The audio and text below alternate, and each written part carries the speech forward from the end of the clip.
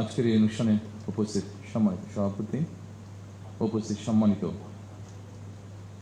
স্বরাষ্ট্রমন্ত্রী, সম্মানিত প্রতিরক্ষা উপদেষ্টা, সম্মানিত সেনাবাহিনী, নৌবাহিনী এবং বিমান বাহিনীর প্রধানগণ, সেনাবাহিনীর ঊর্ধ্বতন কর্মকর্তাগণ, মহাপরিচালক, বর্ডার গার্ড বাংলাদেশ, 2009 সালে পিলখানায় শাহাদাত বরণকারী সদস্যদের পরিবারবর্গ ও নিকটাত্মীয়গণ, পিলখানায় চাকরিরত সেই সকল সেনা অফিসার যারা দুঃসহ স্মৃতি আজও বয়ে বেড়াচ্ছেন, সামরিক ও বেসামরিক কর্মকর্তাবৃন্দ এবং সম্মানিত উপস্থিতিবৃন্দ, আসসালামু আলাইকুম। মাহে রমজানের এই পড়ন্ত বিকেলে আমি শ্রদ্ধার সাথে স্মরণ করছি মহান মুক্তিযুদ্ধের বীর শহীদদের, 90-এর গণ আন্দোলন এবং 24-এর গণ অভ্যুত্থানে শাহাদাত বরণকারী সকল ছাত্র জনতাকে গভীর শ্রদ্ধার সাথে স্মরণ করছি 2009 সালের 25 এবং 26শে ফেব্রুয়ারি পিলখানায় সংগঠিত বর্বরোচিত হত্যাকাণ্ডে শাহাদাত বরণকারী 57 জন দেশপ্রেমিক সেনা কর্মকর্তা সহ 74 জন বীর শহীদকে। আমি তাদের আত্মার মাগফিরাত কামনা করছি এবং শোক সন্তপ্ত পরিবার বর্গের সদস্যদের প্রতি জানাই গভীর সমবেদনা। আজ 25শে ফেব্রুয়ারি জাতির ইতিহাসে এক রক্তাক্ত এবং বেদনা বিধুর দিন। এই দিনটি এলে প্রকৃতি যেন আবার স্মৃতি ও শোকের ভারে নীরব হয়ে যায়। বাতাসে ভেসে আসে সেই বিভীষিকাময় মুহূর্তের আর্তনাদ। আমাদের হৃদয় গভীর বেদনায় ভারাক্রান্ত হয়ে ওঠে। 2009 সালের 25 এবং 26শে ফেব্রুয়ারি এই নির্মম ঘটনা আমাদের জাতীয় জীবনে এক গভীর ক্ষত সৃষ্টি করেছে, যার বেদনা সময় পেরিয়ে আজও বহমান। দীর্ঘ 17 বছর পরে শহীদদের স্মৃতি বিজড়িত এই প্রাঙ্গণে আজ আমার কণ্ঠ কিছুটা স্বাভাবিকভাবে ভারী হয়ে উঠছে।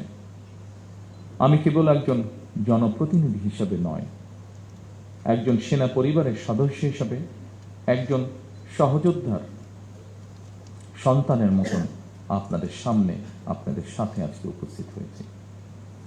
2009 সালে সেই বিভীষিকাময় ঘটনায় 57 জন মেধাবী ও দেশপ্রেমিক সেনা কর্মকর্তা সহ মোট 74টি প্রাণ ঝরে গিয়েছিল।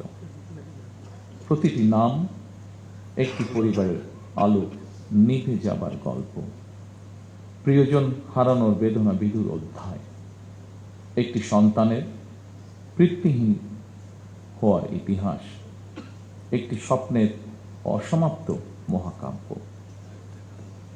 আমি দেশে প্রত্যাবর্তনের পরপরই বনানী সামরিক কবরস্থানে গিয়ে শহীদ সেনা কর্মকর্তাদের কবরের পাশে দাঁড়িয়ে উপলব্ধি করেছি গত 17 বছরে আপনাদের দুর্বিষহ সংগ্রাম, অপারেশন ত্যাগ আর দাঁড়ে দাঁড়ে ঘুরে বিচার না পাওয়ার নিদারুণ যন্ত্রণা।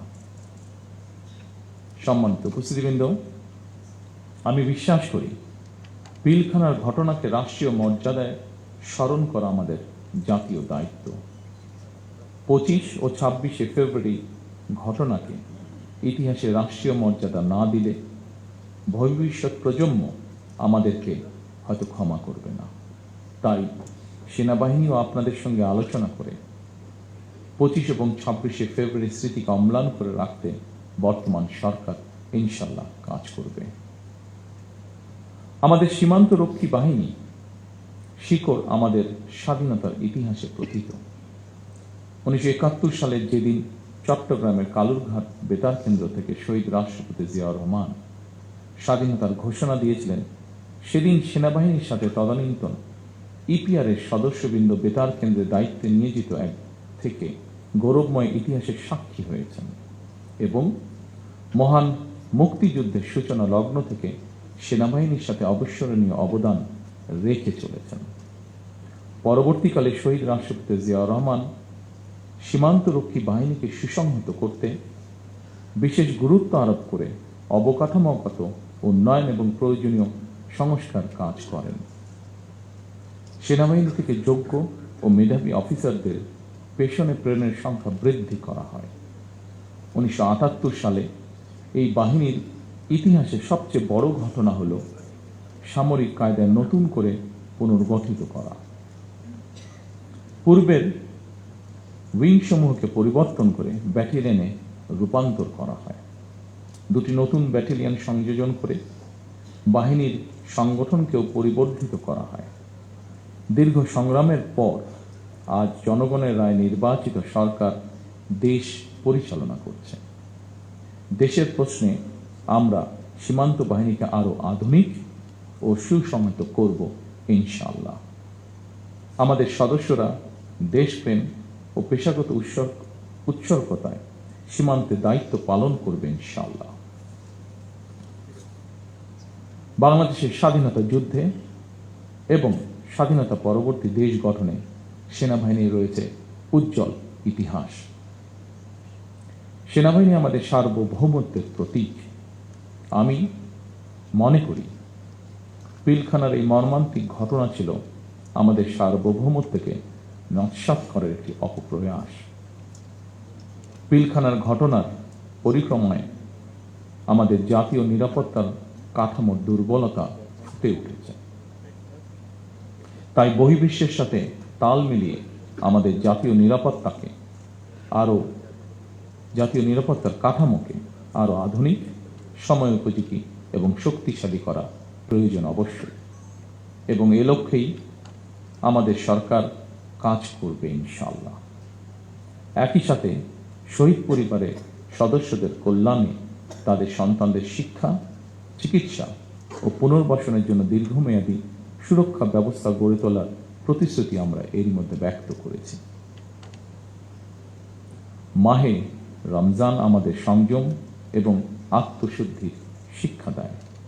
মহান আল্লাহর দরবারে প্রার্থনা করি তিনি যেন শহীদদের আত্মাকে শান্তিতে রাখেন, তাদের পরিবারকে ধৈর্য ও শক্তি দান করেন এবং আমাদের রাষ্ট্র প্রতিষ্ঠানসমূহকে ন্যায়, শৃঙ্খলা ও দায়িত্ববোধের পথে পরিচালিত করেন।